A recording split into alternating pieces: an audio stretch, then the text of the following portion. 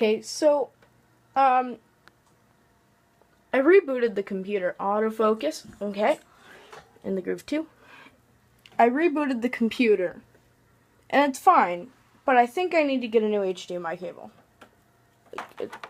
Yeah.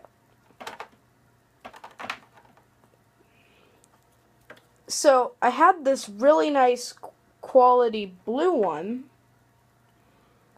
but it's not long enough, so I got this adapter of mine, then just plugged in the original one. And guess the cable's messed up. I think it's on the black side. I don't know. Let's see. No, it's not on that side. It's on the blue side. But the one I originally had was the black one. See, if I unplug it, yeah, it works. It goes out and goes onto this one. If I plug it back in, yeah,